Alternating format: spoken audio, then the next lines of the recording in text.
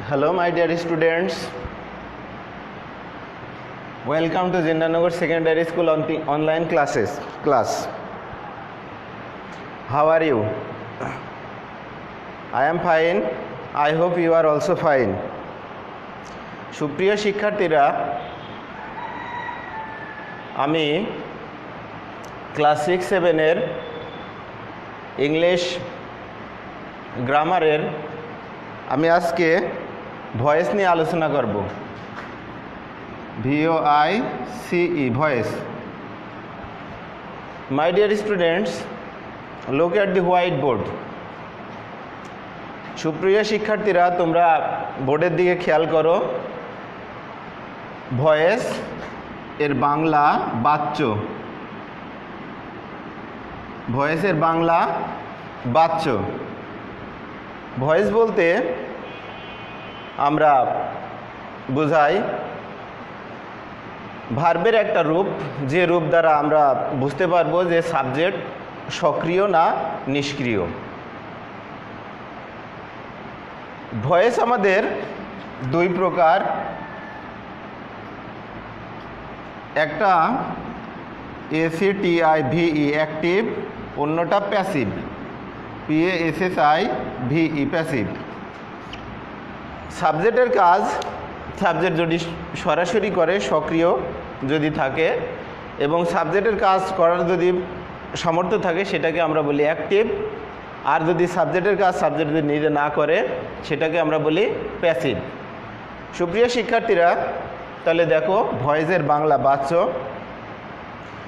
ভার্বের সেই রূপ, যে রূপ দ্বারা আমরা বুঝতে পারি সাবজেক্টটি সক্রিয় না নিষ্ক্রিয়। ভয়েস দুই প্রকার, একটা হচ্ছে অ্যাক্টিভ আর একটা প্যাসিভ। দেখো, তোমাদের গ্রামার সেকশানের ট্রান্সফরমেশন অফ সেন্টেন্সের ভিতরে একটা অংশ আছে এই ভয়েস চেঞ্জ। ওখানে বলা হয় change the voice or change it active or passive. তো দেখো, এই ভয়েস সেখান থেকে আমাদের বলতে পারে অ্যাক্টিভ থেকে প্যাসিভ বলতে পারে, আবার প্যাসিভ থেকে অ্যাক্টিভও বলতে পারে। তো আমরা যদি ভয়েস চেঞ্জের ক্ষেত্রে অ্যাক্টিভ থেকে যদি প্যাসিভ যদি শিখি, সেক্ষেত্রে আমরা কিন্তু প্যাসিভ থেকে আবার অ্যাক্টিভে ফিরে আসতে পারবো। তো এই অ্যাক্টিভ থেকে প্যাসিভে রূপান্তর করার জন্য আমাদের কিছু প্রক্রিয়া আছে, সেই প্রক্রিয়ার সাথে আমরা পরিচিত হই।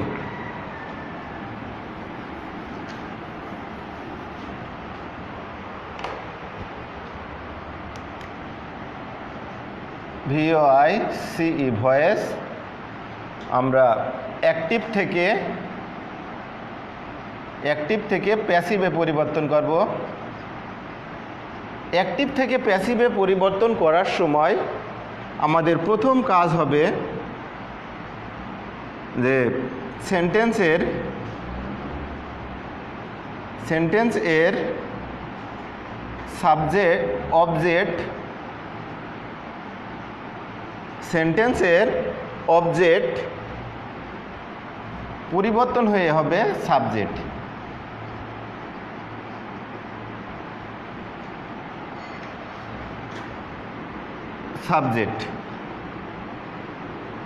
তো দেখো, অ্যাক্টিভ ভয়েসের যে সেন্টেন্সটা দেওয়া থাকবে, এর অবজেক্টটা পরিবর্তন হয়ে আমাদের সাবজেক্টে আসবে। কোন জায়গায়? প্যাসিভে এসে। 2 নম্বরে দেখো, আমাদের যে নিয়মটা ফলো করতে হবে, সেটা আমাদের বি ভার্ব বসাতে হবে। বি ভার্ব বসবে। এই বি ভার্বটা আমাদের টেন্স, পার্সন এবং নাম্বার অনুসারে বসবে। 3 নম্বরে দেখো, আমাদের যে কাজটা করতে হবে, সেটা ভার্বের মূল ভার্ব যেটা থাকবে, সেটার আমাদের V3 বসাতে হবে। তারপরে চতুর্থ প্রক্রিয়ায় আমাদের প্রিপোজিশন বসবে। PREPOSITION। প্রিপোজিশন আমাদের অধিকাংশ ক্ষেত্রে বাই বসে, এছাড়া আমাদের অ্যাট, উইথ, টু ইত্যাদি বসতে পারে। প্রিপোজিশন বসবে। এবং পঞ্চমটায় হচ্ছে আমাদের যে সেন্টেন্সে আমাদের যে সেন্টেন্সের এখানে অবজেক্টটাকে সাবজেক্টে করার কথা বলা হয়েছে, শেষ প্রক্রিয়ায় আমাদের এসে সাবজেক্টটা অবজেক্টে পরিণত হবে, OBJECT অবজেক্টে পরিণত করা হবে। সুপ্রিয় শিক্ষার্থীরা, তোমরা দেখো, আমরা যখন অ্যাক্টিভ থেকে প্যাসিভ ভয়েসে রূপান্তর করব, সেক্ষেত্রে আমাদের এই 5টা রুলস ফলো করতে হবে। দেখো, অ্যাক্টিভ ভয়েসের যে সেন্টেন্স থাকবে, সেই সেন্টেন্সের থেকে আমরা প্যাসিভে যাওয়ার জন্য প্রথমে অবজেক্টটাকে আমরা সাবজেক্ট করব, বিভার বসাবো, V3 বসাবো, প্রিপোজিশন বসাবো, সাবজেক্টের অবজেক্ট বসাবো।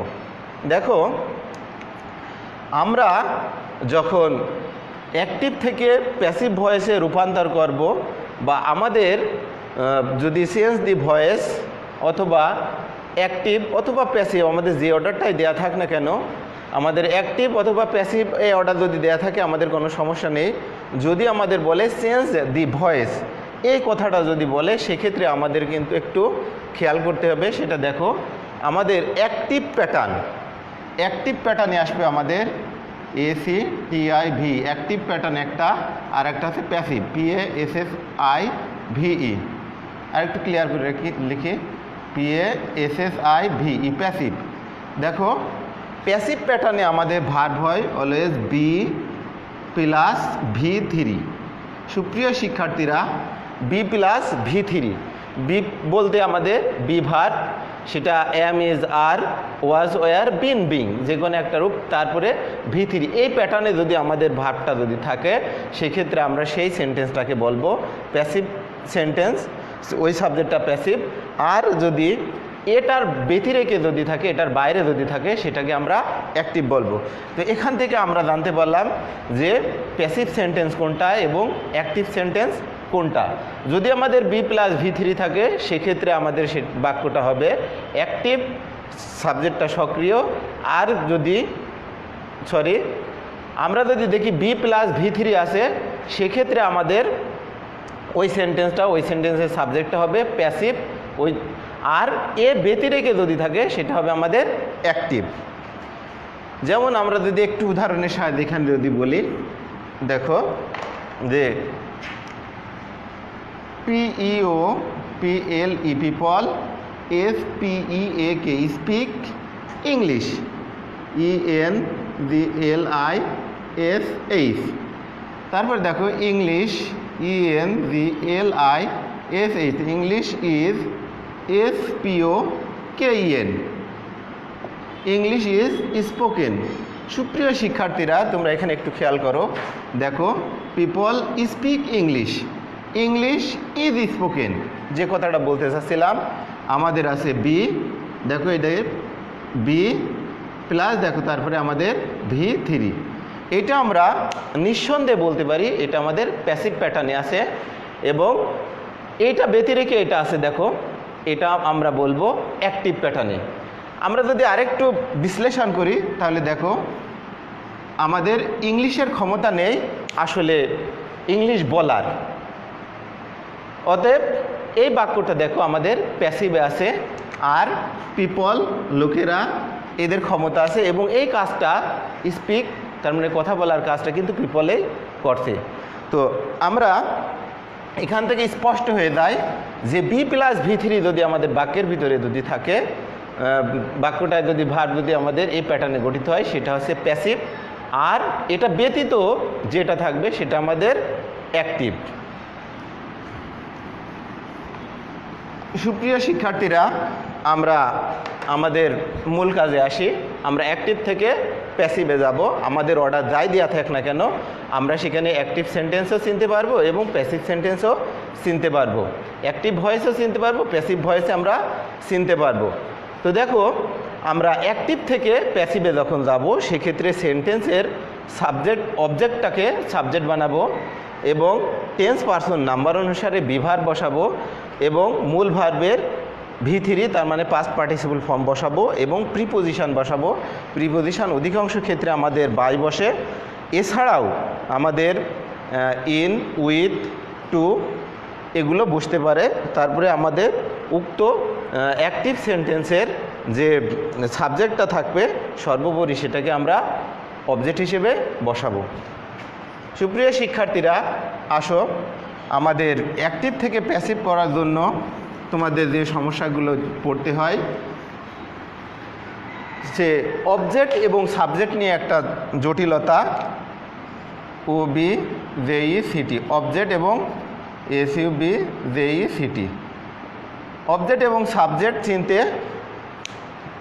তোমরা সমস্যায় পড়ো, সেটা আমরা কিভাবে সমাধান করব দেখো। আমরা ভার্বের কাছে যাব।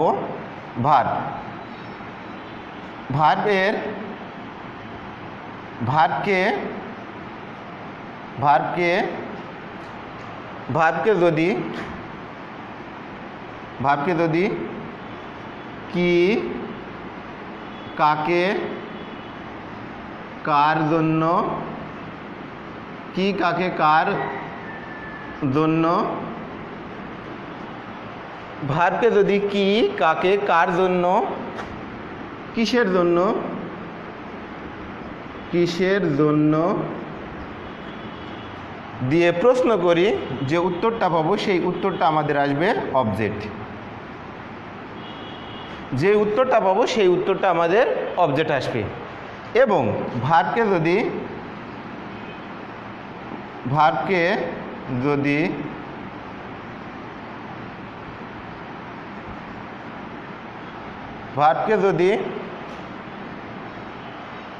যদি আমরা কে অথবা কি দিয়ে যদি প্রশ্ন করি, যে উত্তরটা পাবো সেই উত্তরটা আসবে আমাদের সাবজেক্ট। সেই উত্তরটা আমাদের অবশ্যই আসবে সাবজেক্ট। সুপ্রিয় শিক্ষার্থীরা, তোমরা একটু কনফিউজড হয়ে যাচ্ছ, এখানেও কি। দেখো, যদি আমাদের ভার্বের পরে যদি কি দিয়ে প্রশ্ন করে যদি উত্তর পাই সেটা হবে আমাদের অবজেক্ট, এবং ভার্বের আগে যদি উত্তর পাই সেটা হবে আমাদের সাবজেক্ট। যেমন দেখো, IFLY fly a kite, KITE kite, I fly a kite. তারপরে দেখো যে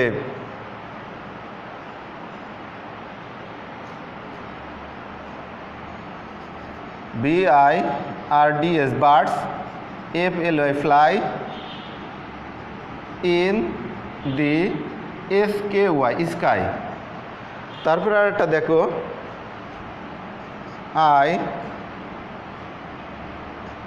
READ read a book, I read a book। তারপরে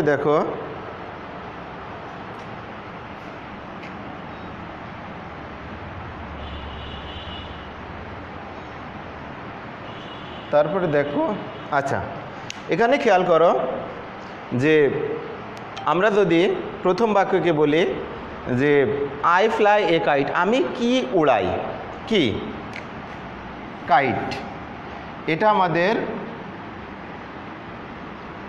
অবজেক্ট। তারপর দেখো এই বাক্যটা তোমরা একটু খেয়াল করো যে এইগুলো দিয়ে যদি প্রশ্ন করো প্রশ্নের কিন্তু উত্তর আসবে না। তারপর দেখো এই বাক্যটাকে যদি প্রশ্ন করো সেক্ষেত্রে আসবে আ বুক, এটা কিন্তু আমাদের OBJECT অবজেক্ট। তারপর দেখো আমরা যদি এখন কে বা কি দিয়ে যদি প্রশ্ন করি ভার্বকে, যে কে উড়াই আমি, সাবজেক্ট। তারপরে দেখো যে I read a book, I read a book. এ বাক্যে দেখো যদি কে পড়ে আমি পড়ি। এখন দেখো যে এখান থেকে আমরা সাবজেক্ট পাচ্ছি এবং অবজেক্ট পাচ্ছি।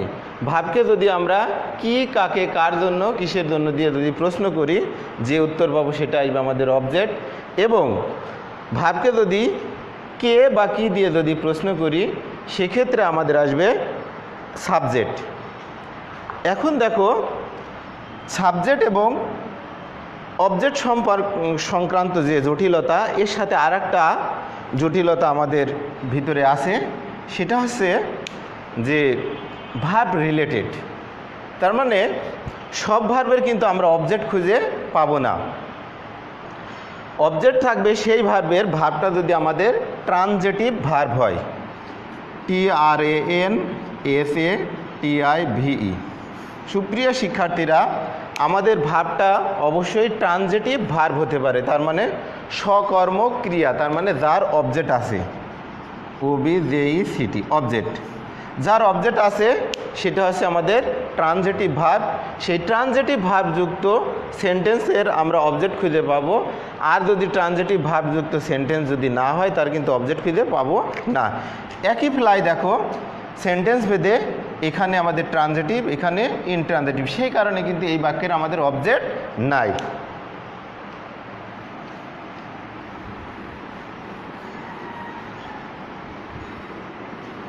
সুপ্রিয় শিক্ষার্থীরা, এবার আমরা আসি টেন্স আর পারসন আর নাম্বার, এই তিনটা অনুসারে আমাদের বি ভার্ব, এই তিনটা অনুসারে আমাদের বি ভার্ব বসাতে হবে। দ্বিতীয় নম্বরে আমরা বলছিলাম বি ভার্ব। সুপ্রিয় শিক্ষার্থীরা, তোমরা জানো আমাদের সেন্টেন্সকে দুই দৃষ্টিকোণ থেকে ভাগ করা হয়েছে। একটা হচ্ছে ফাংশন অনুসারে, তার মানে একটা সেন্টেন্স কী ধরনের কাজ করে সেই তার কাজ অনুসারে। আরেকটা হচ্ছে আমাদের স্ট্রাকচার অনুসারে, তার মানে গঠন অনুসারে, তার মানে কিভাবে সেই বাক্যটা গঠিত হয়। এই দৃষ্টিকোণ থেকে আমরা সেন্টেন্সকে ভাগ করেছি। সেই সেন্টেন্সের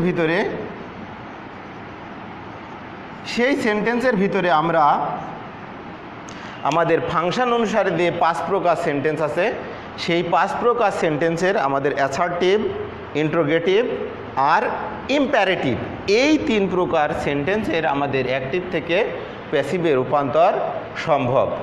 আর স্ট্রাকচার অনুসারে যে আমাদের 3 প্রকার সেন্টেন্স আছে, সিম্পল, কমপ্লেক্স, কম্পাউন্ড, ওই 3 প্রকার সেন্টেন্সেরই কিন্তু আমাদের অ্যাক্টিভ থেকে প্যাসিভে রূপান্তর সম্ভব। এখানে দেখো আমরা টেন্স, পারসন, নাম্বার অনুসারে বি ভার্বের কথা বলছিলাম। আমরা জানি টেন্স 3 প্রকার, পাস্ট, প্রেজেন্ট এবং ফিউচার। তো এই 3 প্রকারের যে টেন্স, সেই টেন্সের আবার প্রত্যেকটার আবার 4টা রূপ আছে। 4টা রূপের ভিতরে আমাদের যে শেষে যেটা পারফেক্ট কন্টিনিউয়াস, এটার কিন্তু আমাদের অ্যাক্টিভ থেকে প্যাসিভ রূপান্তর হবে না। ওখানে আমাদের আছে তাহলে কয়টা, একটা করে যদি বাদ দাও তাহলে মানে 3টে বাদ পড়ে যাচ্ছে, ওখান থেকে আমাদের আসবে 9টা। তার মানে এই 9টা রূপের পরিবর্তন হবে। আমরা সেন্টেন্সে পেলাম ফাংশন অনুসারে 3 প্রকার, সেটা হচ্ছে অ্যাসার্টিভ, ইন্ট্রোগেটিভ এবং ইম্প্যারেটিভ। আর টেন্সে আমরা পেলাম 9টা। এবং আমাদের ভার্ব অবশ্যই হতে হবে ট্রানজিটিভ ভার্ব যদি না হয় আমাদের কিন্তু অবজেক্ট আসবে না, অবজেক্ট থাকবে না, যেটা আমরাকে সাবজেক্ট তৈরি করতে হবে।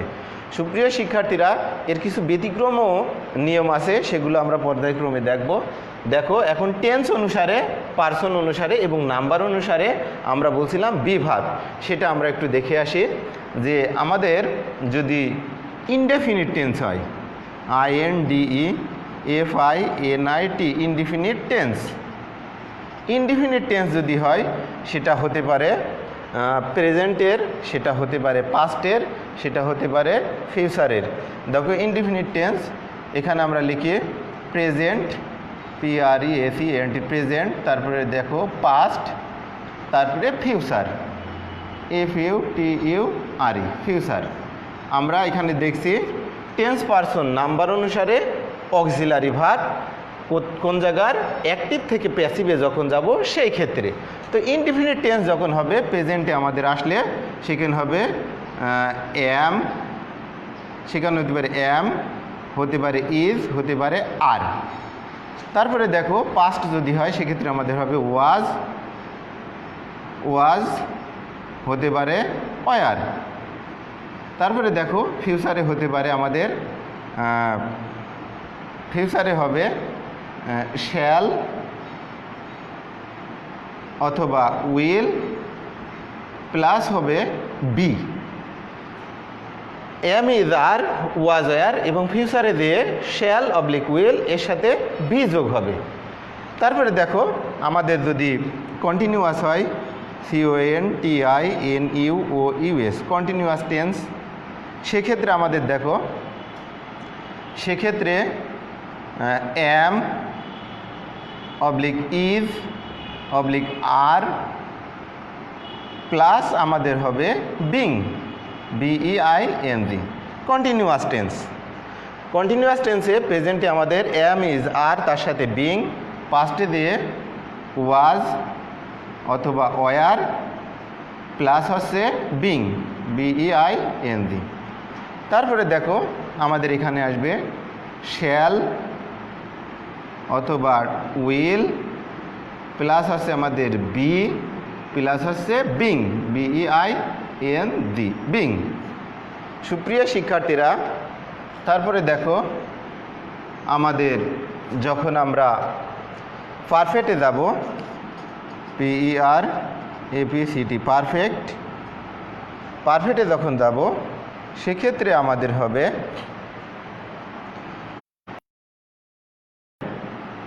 এখানে আসবে হ্যাভ অথবা হ্যাজ প্লাস হচ্ছে আমাদের প্লাস হচ্ছে বিন।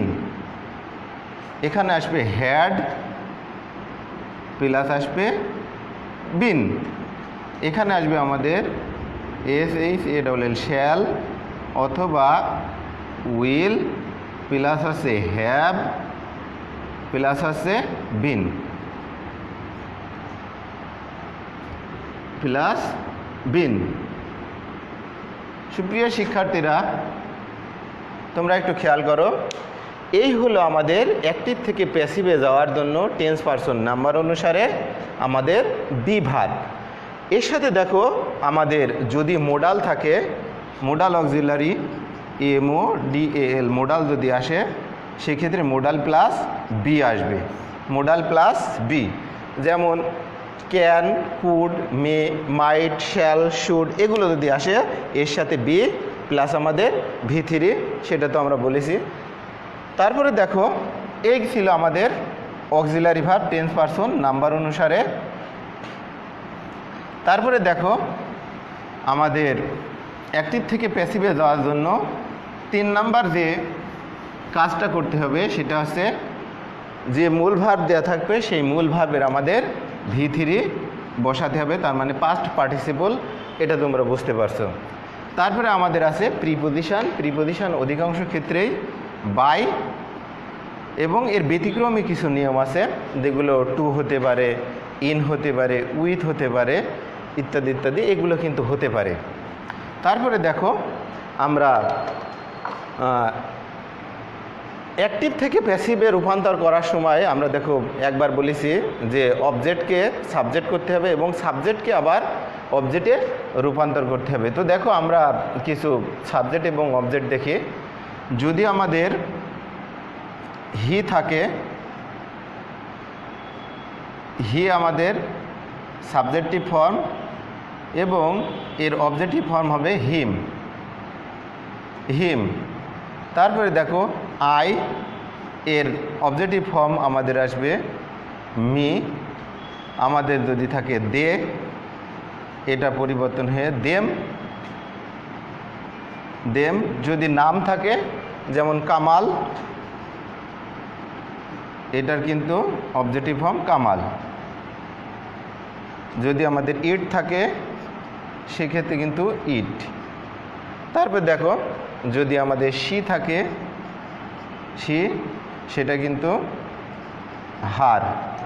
তারপরে দেখো আমাদের যদি থাকে উই, যদি থাকে উই, যদি থাকে আস, উই আস। তারপরে দেখো আমাদের যদি ইউ থাকে, ইউ, এটাও কিন্তু ইউ। এই হলো মোটামুটি আমাদের সাবজেক্ট, এটা অবজেক্ট। এই দেখো, he, him, I, me, they, them, Kamal একজন ব্যক্তির নাম যদি থাকে তাহলে সেটা পরিবর্তন হবে না, কামালি হবে। ইট যদি থাকে ইট, সি থাকলে হার, উই থাকলে আস, ইউ, ইউ। সুপ্রিয় শিক্ষার্থীরা, এবার দেখো আমাদের অ্যাক্টিভ থেকে প্যাসিভে যাওয়ার যে প্রক্রিয়া, সেই প্রক্রিয়াগুলো কিন্তু আমরা প্রায় সবগুলোই শেষ করে এসেছি। আমরা এবার একটা বাক্যকে পরিবর্তন করে দেখাবো। যেমন একটা বাক্য দেখো যে আই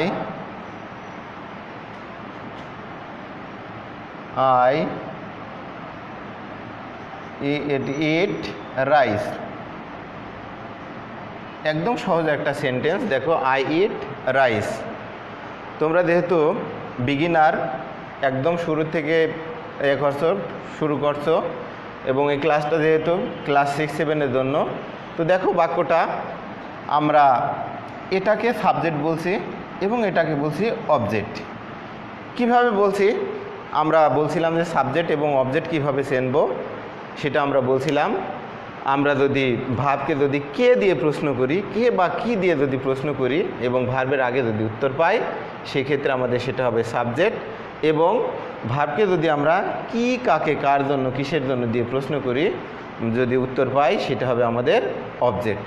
তো দেখো, আমরা বলছিলাম যে প্রথমে অবজেক্টকে সাবজেক্ট বানাবো এবং সাবজেক্টকে অবজেক্ট বানাবো, তার সাথে বিভার্ব বসাবো, মূল ভার্বের ভিতরি বসাবো, তারপরে আমাদের প্রিপোজিশন বসাবো এবং সাবজেক্টকে অবজেক্ট বানাবো। তো দেখো, এটা আমাদের কি করে অবজেক্ট হলো আমরা দেখি যে আই ইট রাইস, আমি ভাত খাই, এর বাংলা আমি ভাত খাই। আমি কি খাই, দেখো ভার্বের পরে উত্তর আসছে, তাহলে এইটা হচ্ছে আমাদের অবজেক্ট। এবং কে খাই, আমি খাই, ভার্বের আগে আসছে, এই কারণে এটা আমাদের সাবজেক্ট, এটা অবজেক্ট। তো আমরা বলছিলাম যে শুরু থেকেই যে অ্যাক্টিভ থেকে প্যাসিভে যখন রূপান্তর করব, সেক্ষেত্রে আমাদের অবজেক্টটারে সাবজেক্ট বানাতে হবে। তো দেখো, রাইস, RICE, রাইস, রাইস। তো দেখো, এখন আমাদের বসাতে হবে টেন্স পারসন নাম্বার অনুসারে বিভার। সুপ্রিয় শিক্ষার্থীরা, তোমরা দেখো এই সেন্টেন্সটা প্রেজেন্ট ইনডিফিনিট টেন্স। কি করে বুঝলাম? আমাদের V1, তার মানে এটা কিন্তু আমাদের প্রেজেন্ট ইনডিফিনিট টেন্স। আমরা অন্যভাবে বলতে পারি এই কথাটা, যদি আমাদের V1 যদি হয় ভার্বের প্রেজেন্ট ফর্ম, সেক্ষেত্রে আমরা am, is, are এটা বসাতে পারি।